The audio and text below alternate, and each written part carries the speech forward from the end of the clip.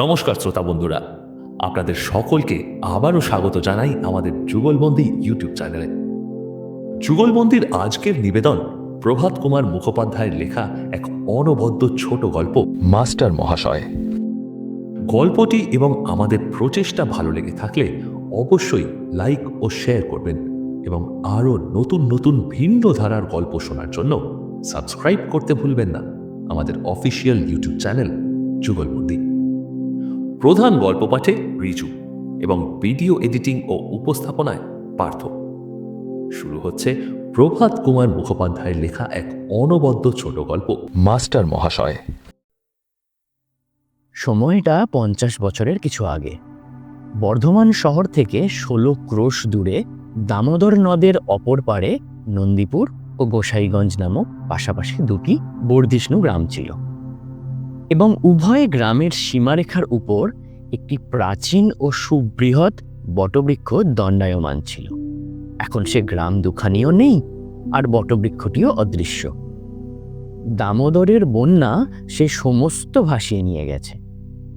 সময়টা ফাল্গুন মাস, এক প্রহর বেলা হয়েছে।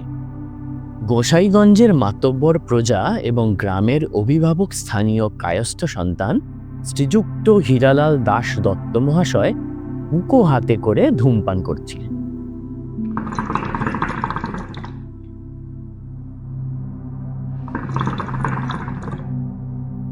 প্রতিবেশী শ্যামাপদ মুখুজ্জে ও কেনারাম মল্লিকও নিকটে বসে এবছর চৈত্র মাসে বারোয়ারি অন্নপূর্ণা পূজা কিভাবে নির্বাহ করতে হবে তারই পরামর্শ করছিলেন। পার্শ্ববর্তী নন্দীগ্রামেও প্রতি বছর চাঁদা করে ধুমধামের সাথে অন্নপূর্ণা পূজা করা হয়ে থাকে। এবছর গুজব শোনা যাচ্ছে যে তারা অন্যান্য বছরের মতো যাত্রা তো আনবেই, তার ওপর কলকাতায় কোনো ঢপওয়ালিকেও বায়না দিয়ে এসেছে। ঢপ সঙ্গীত এই অঞ্চলে এর আগে কখনো শোনা যায়নি। এ গুজব যদি সত্য হয় তবে গোসাইগঞ্জেরও শুধুমাত্র যাত্রা আনলে চলবে না, ঢপ সঙ্গীত আনতেই হবে। ওরা কোন ঢপওয়ালাকে বায়না দিয়েছে সেই গোপন সংবাদটুকু সংগ্রহ করবার জন্য গুপ্তচরও নিযুক্ত করা হয়েছে। তার নামটি সঠিক জানতে পারলে বর্ধমানে অথবা কলকাতায় গিয়ে খবর নিতে হবে। সেই ঢপওয়ালি অপেক্ষা কোন ঢপওয়ালি ততটাই খ্যাতিসম্পন্না, এবং সেই বিখ্যাত ঢপওয়ালিকে গান করবার জন্য বায়নাও দিতে হবে। এতে যত টাকা লাগে লাগুক, কারণ গোসাইগঞ্জবাসীগণের এক বাক্যে এই বল যে 3 পুরুষ ধরে গোসাইগঞ্জ কোনো বিষয়ে নন্দীপুরের নিকট কিছু হাঁটেনি এবং আজও হাঁটবে না। আগামী বারোয়ারি পূজা সম্বন্ধে যখন গ্রামের 3 জন প্রধান ব্যক্তির মধ্যে এই সব গভীর ও গূঢ় আলোচনা চলছিল, সেই সময় রামচরণ মণ্ডল হাঁপাতে হাঁপাতে সেখানে এসে পৌঁছল এবং হাতের লাঠিটা আছড়ে ফেলে ধপাস করে মাটিতে বসে পড়ল। তার ভাবভঙ্গি দেখে হিরু দত্ত সভয়ে জিজ্ঞাসা করলেন, কি হে বরণের পো, অমন করে বসে পড়লে কেন? বলি হয়েছেটা কি? রামচরণ 2 চোখ কপালে তুলে হাঁপাতে হাঁপাতে বলল, বলি কি হয়েছে জিজ্ঞাসা করছেন দত্তজা? কি হতে আর বাকি আছে? হায় হায়, এ কি সর্বনেশ হলে গো! কার্তিক মাসে যখন আবার জ্বর বিকার হয়েছিল তখনই আমি গেলাম না কেন? এই দেখবার জন্য কি আমায় বাঁচিয়ে রেখেছিলে? আরে বিধাতা, তোর পোড়া কপাল! শ্যামাপদ ও কেনারামও ঘোর দুশ্চিন্তায় রামচরণের দিকে তাকিয়ে রইলেন। দত্তজা বললেন, আরে হয়েছেটা কি? সব কথা খুলে বলো। বলি এখন আসছো কোথা থেকে? দীর্ঘশ্বাস জড়িত স্বরে রামচরণ উত্তর করল, নন্দীগ্রাম থেকে। হায় হায়, শেষকালে নন্দীপুরের কাছে মাথা হেট হয়ে গেল। হায় রে কপাল! এই বলে রামচরণ সজোরে নিজের কপাল চাপড়াতে লাগল। দত্তজা তখন জিজ্ঞাসা করলেন, কেন কেন? নন্দীপুর ওয়ালারা কি করেছে? বলছি, বলবার জন্যই তো এসেছি। এই রোদ্দুরে মশাই, এক ক্রোশ পথ ছুটতে ছুটতে এসেছি। গলাটা শুকিয়ে গেছে, মুখ দিয়ে আর কোনো কথা বেরোচ্ছে না। ওহ! রামচরণের কথা বলার মাঝেই দত্তজার আদেশে অবিলম্বে এক ঘড়া জল ও একটি ঘটি আসলো। রামচরণ উঠে রোয়াকের প্রান্তে এসে সেই জলে হাত পা মুখ ধুয়ে ফেলল, একটু পানও করল।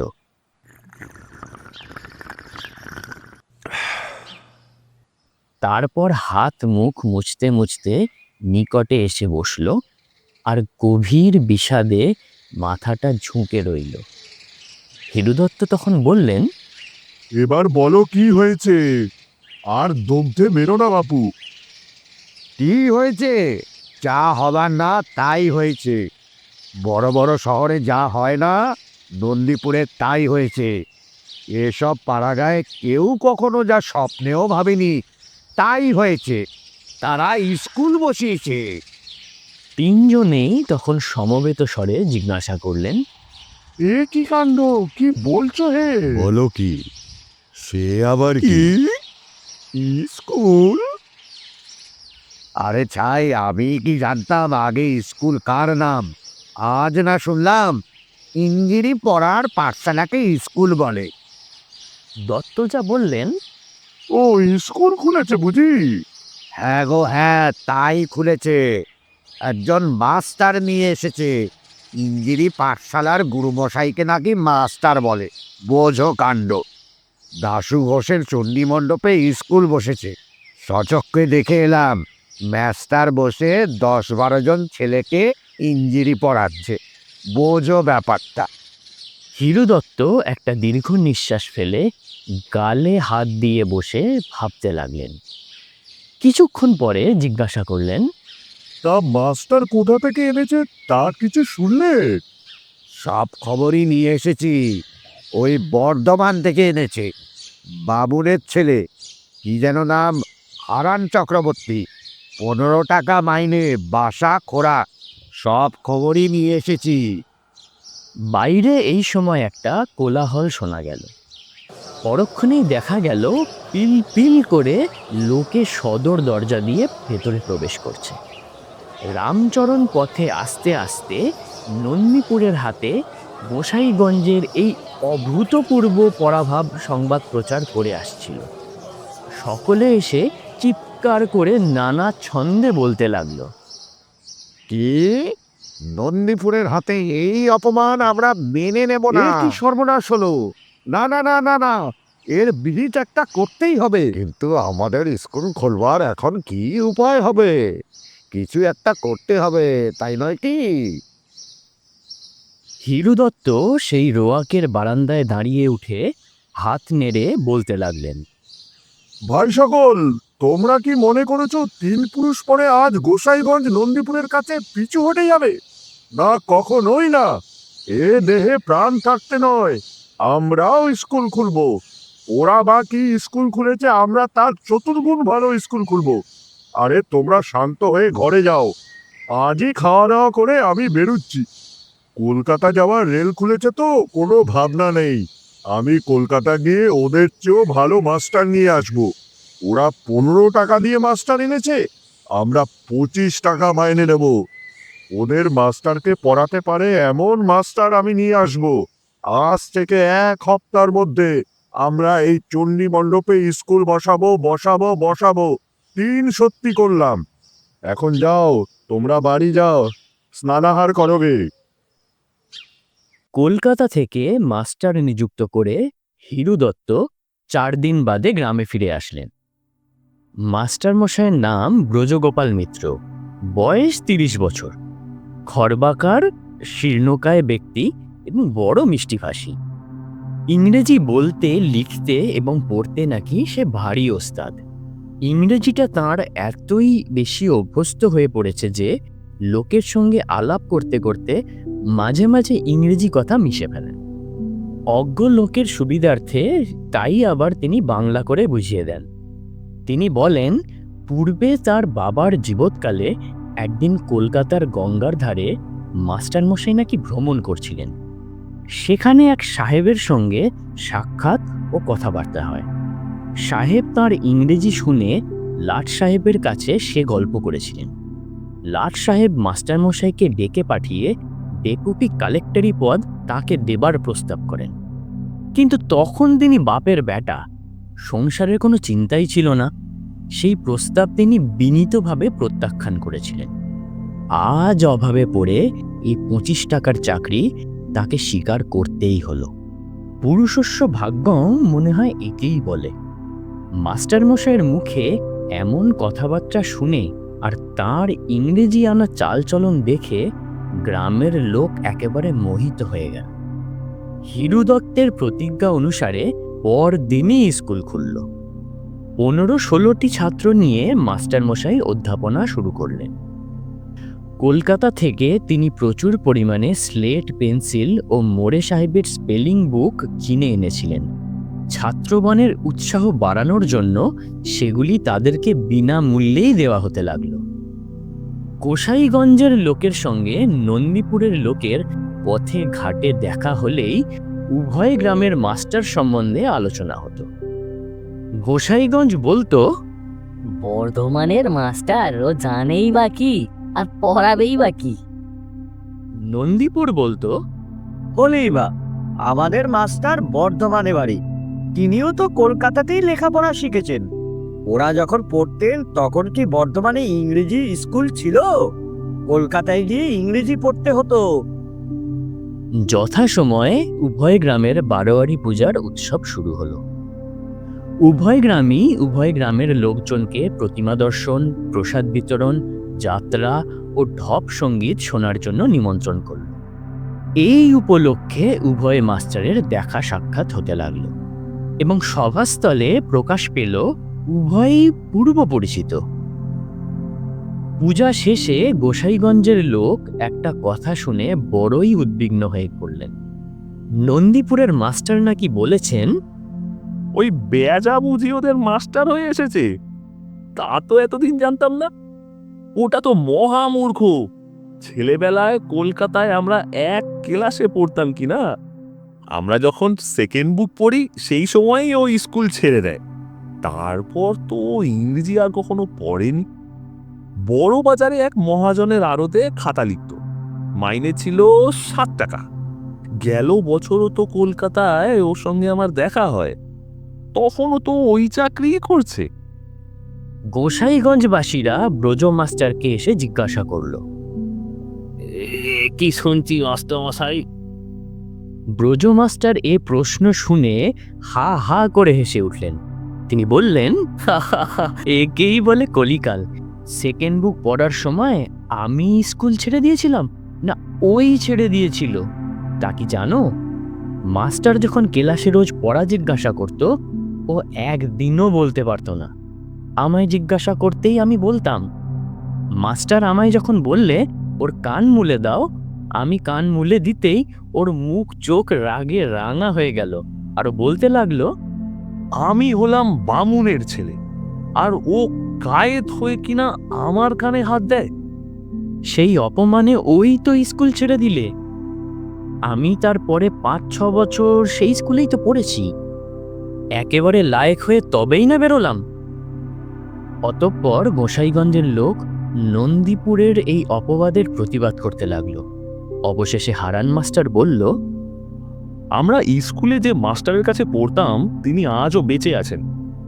আচ্ছা ঠিক আছে, গোসাইগঞ্জ থেকে তোমরা দুজন মাতব্বর লোক আমার সঙ্গে চলো তার কাছে। তাকে জিজ্ঞাসা করে দেখোই না কার কথা সত্যি আর কার কথা মিথ্যে। এই কথা শুনে ব্রজ মাস্টার আবার হা হা করে হেসে উঠল। এই কথা বলেছে নাকি ও তো সব বিলকুল ফলসো, মিথ্যে কথা। সেই মাস্টারের কাছে নিয়ে গিয়ে তো বুঝিয়ে দেবে তিনি কি আর বেঁচে আছেন। এই তো গেল বছরের আগের বছর তিনি যে হ্যাভেন মানে স্বর্গে গেলেন, তার শ্রাদ্ধে আমি ইনভাইট নেমন্তন্ন খেয়ে এসেছি, বেশ মনে আছে। আমাকে যে বড্ড ভালোবাসতেন, একেবারে সনি কোয়েল যাকে বলে পুত্রতুল্য। তার ছেলেরা আজও আমায় বেজু দাদা বলতে ইগনোরেন্ট, একদম অজ্ঞান। উভয় মাস্টারের পরস্পরের প্রতি এই তীব্র অপবাদ প্রয়োগের ফল এই হলো, উভয় গ্রামই নিজ নিজ মাস্টারের অসাধারণ পাণ্ডিত্য সম্বন্ধে সন্দিহান হয়ে উঠল। অবশেষে স্থির হলো যে কোনো প্রকাশ্য স্থানে দুজনের মধ্যে বিচার হোক, কে কাকে পরাস্ত করতে পারে সেটা দেখা যাক। উভয় গ্রামের মাতব্বর ব্যক্তিগণ মিলে পরামর্শ করলেন, উভয় গ্রামের সীমারেখার ওপর যে প্রাচীন বটগাছটি আছে তার নিচেই বিচার সভাটা বসবে। কিন্তু উভয় গ্রামের লোকই ইংরেজিতে সম্পূর্ণ অনভিজ্ঞ, সুতরাং যাতে জয় পরাজয় সম্বন্ধে কারোর মনে কিছু মাত্র সংশয় না থাকে এমন একটি সরল বিচার প্রণালী স্থির করা প্রয়োজন। উভয় গ্রামের সম্মতিক্রমে স্থির হলো যে মাস্টারেরা পরস্পরকে একটি ইংরেজি কথার মানে জিজ্ঞেস করবে, অপরকে তার মানে বলতে হবে। যদি উভয়ই বলতে পারেন তবে উভয়ই তুল্যমূল্য। একজন অন্যজনকে ঠেকাতে পারলেই তিনি জয়পত্র পাবেন। বিচারের দিন স্থির হল, আগামী বৈশাখী পূর্ণিমা, স্থান সেই বটগাছের নিচে, সময় ঠিক সূর্যাস্তের সময়। ধার্য দিনে সূর্যাস্তের আগেই গোসাইগঞ্জের মাতব্বর ব্যক্তিগণ ব্রজ মাস্টারকে সঙ্গে নিয়ে সেই বটগাছের অভিমুখে শোভাযাত্রা শুরু করলেন। তাদের সঙ্গে ঢাক, ঢোল, কাড়া, নাগাড়া প্রভৃতি বাদ্যযন্ত্র আছে এবং এক ব্যক্তি একটা বিশাল রাম সিংহা নিয়ে চলেছে। ঈশ্বরের ইচ্ছায় যদি জয় হয় তবে ঢাক ঢোল বাজিয়ে আনন্দ করতে করতে গ্রামে ফিরে আসতে হবে। পথে যেতে যেতে ব্রজ মাস্টারের পাশে চলা ব্যক্তিগণ তাকে বলতে লাগলেন, কিয়ে মাস্টার, মুখ রাখতে পারবে তো? দেখো ভায়া, বেছে বেছে খুব শক্ত একটা কিছু ঠিক করে রাখো তো, হারান মাস্টার যেন কিছুতেই তার মানে বলতে না পারে। এই শুনে ব্রজবাবু বললেন, আরে আপনারা ভাবছেন কেন, দেখুন না কি করি। এমন কোশ্চেন জিজ্ঞাসা করব যে তা শুনেই হারান মাস্টারের আক্কেল গুরুম হয়ে যাবে, মানে বলো তো দূরের কথা। দত্তজা বললেন, দেখো ভায়া, আজ যদি তুমি মুখ রাখতে পারো তবে তোমার 5 টাকা আমি মাইনে বাড়িয়ে দেব। কেউ স্পষ্ট না বললেও ব্রজ মাস্টার এটা বিলক্ষণ জানতেন, আজ যদি তার পরাজয় ঘটে তবে এ গ্রাম কালই তাকে ত্যাগ করে যেতে হবে। সূর্যাস্তের কিছু আগেই গোসাইগঞ্জের দল বটগাছের নিচে এসে উপস্থিত হলো। সব মাদুর, শতরঞ্চি প্রভৃতি আগে থেকেই সেখানে আনা ছিল। নিজের গ্রামের সীমারেখার কাছে সেগুলি বিছিয়ে রাখা ছিল। দূরে পঙ্গপালের মতো নন্দীপুরবাসীগণ আসছে দেখা গেল। তাদের সঙ্গেও সব মাদুর প্রভৃতি ও ঢাকঢোল ইত্যাদি আসছে। ক্রমেই নন্দীপুর এসে নিজের সীমানার কাছে সব মাদুর বিছিয়ে বসে গেল। উভয় গ্রামের নেতৃস্থানীয় ব্যক্তিগণ সম্মুখে বসেছেন, মধ্যে 2-3 হাত মাত্র খালি জমি। এখন প্রশ্ন উঠল, কোন মাস্টার প্রথমে মানে জিজ্ঞাসা করবেন? উভয় গ্রামই প্রথম জিজ্ঞাসার অধিকার দাবি করল। কোনো পক্ষই নিজ দাবি ত্যাগ করতে সম্মত হচ্ছে না। অবশেষে বৃদ্ধাগণ মীমাংসা করে দিলেন।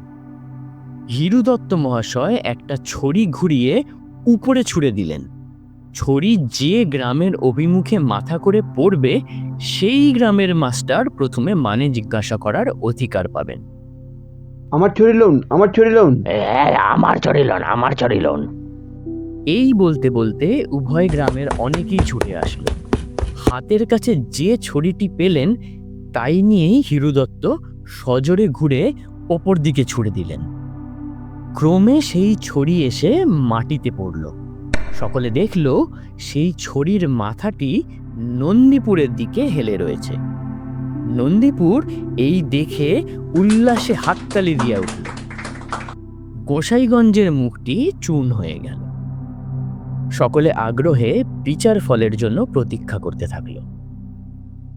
নন্দীপুরের হারান মাস্টার তখন বুক ফুলিয়ে সম্মুখে এসে দাঁড়ালেন।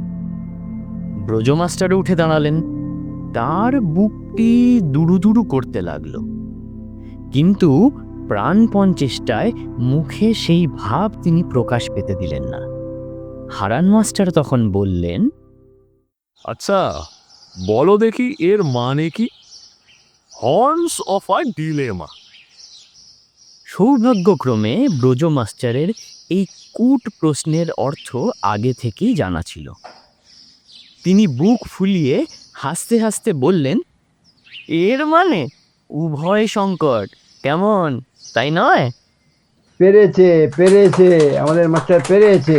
পেরেছে পেরেছে, এই আমাদের মাস্টার পেরেছে। এই বলতে বলতে গোসাইগঞ্জের লোকজন তুমুল হাততালি দিতে শুরু করলো। দলপতিগণ অনেক কষ্টে তাদের থামালেন। এখন ব্রজ মাস্টারের প্রশ্ন জিজ্ঞাসা করার পালা আসলো। ব্রজ মাস্টার উঠে দাঁড়িয়ে বললেন, তবে শোনো হারানবাবু, আমি তোমায় কোনো কঠিন প্রশ্ন করতে চাই না, বরং খুব সহজ দেখেই একটা জিজ্ঞাসা করব।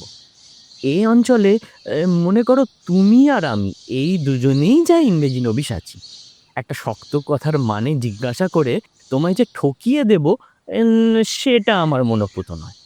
এতে হয়তো গোসাইগঞ্জ রাগ করতে পারেন, কিন্তু আমি নিজে একজন ইংরেজি নবিশ হয়ে আর একজন ইংরেজি নবিশের প্রকাশ্য সভায় অপমান তো করতে পারি না। আচ্ছা, খুব সহজ একটা কথার মানে জিজ্ঞাসা করি, বেশ হেঁকে উত্তর দাও দেখি, যাতে দুই গ্রামের সকলে শুনতে পায়। আচ্ছা, এর মানে কি বলো দেখি, তুমি জানো নিশ্চয়ই। আচ্ছা, এর মানে বলো তো, I don't know. Haran master উচ্চস্বরে বলল, আমি জানি না। এই শোনা মাত্র নন্দীপুরের সকলের মুখ একেবারে পাংশুবর্ণ ধারণ করল। সেই মুহূর্তে গোসাইগঞ্জ দল একসঙ্গে দাঁড়িয়ে উঠে বিপুল বেগে নৃত্য আর হাততালি দিতে লাগলো। হো হো হো, জানে না জানে না, নন্দীপুর জানে না, হেরে গেল হেরে গেল, দুয়ো দুয়ো। মূর্খ মূর্খ, নন্দীপুর জানে না, নন্দীপুরের মাস্টার মশাই মূর্খ, হেরে গেল, দুয়ো দুয়ো, হেরে গেল হেরে গেল, দুয়ো দুয়ো। হারান মাস্টার মহা বিপন্নভাবে সকলকে কিছু বলতে চেষ্টা করলেন, কিন্তু সেই সময় গোসাইগঞ্জের ঢাক, ঢোল, কারা, নাগারা ও রামসিঙা সমবেতভাবে গর্জন করে উঠল। তার কথা আর কারো শ্রুতিগোচর হবার সম্ভাবনা রইল না। গোসাইগঞ্জ নিবাসী কয়েকজন বলশালী লোক আনন্দে নাচ করতে করতে অগ্রসর হয়ে আসলো এবং তার মধ্যে একজন ব্রজ মাস্টারকে কাঁধের ওপর তুলে গ্রামের অভিমুখে চলল। সকলে তাকে ঘিরে নৃত্য করতে করতে বাদ্যভাণ্ডের সাথে গ্রামে ফিরে আসলো।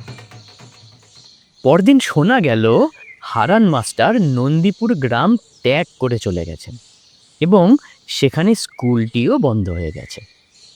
গোসাইগঞ্জে ব্রজ মাস্টার অপ্রতিহত প্রভাবে মাস্টারি এবং গ্রামের সকলের অপত্য নির্বিশেষে ক্ষীর, ননি, ছানা ইত্যাদি ভক্ষণ করতে লাগলেন। এতক্ষণ আপনারা শুনছিলেন প্রভাত কুমার মুখোপাধ্যায়ের লেখা এক অনবদ্য ছোট গল্প মাস্টার মহাশয়, অনলি অন যুগলবন্দি ইউটিউব চ্যানেল। গল্পটি এবং আমাদের প্রচেষ্টা ভালো লেগে থাকলে অবশ্যই লাইক এবং শেয়ার করবেন আপনাদের প্রিয়জনদের সাথে। আপনাদের মতামত খুবই মূল্যবান আমাদের কাছে। আমাদের প্রচেষ্টা এবং উপস্থাপনা কেমন লেগেছে তা অবশ্যই কমেন্ট বক্সে লিখে জানাবেন। এটি আমাদের আরও উৎসাহিত এবং অনুপ্রেরণা যোগাবে আপনাদের কাছে আরও ভিন্ন ধারার গল্প শোনাবার জন্য। আরও নিয়মিত বিভিন্ন ধারার গল্প শোনার জন্য সাবস্ক্রাইব করতে ভুলবেন না আমাদের অফিসিয়াল ইউটিউব চ্যানেল যুগলবন্দি। আমরা অঙ্গীকারবদ্ধ আপনাদের সকলকে নিয়মিত বিভিন্ন লেখকের কাহিনী শোনাতে। দেখা হচ্ছে খুব শীঘ্রই শব্দের সুরে, গল্পের জগতে। ভালো থাকবেন সবাই।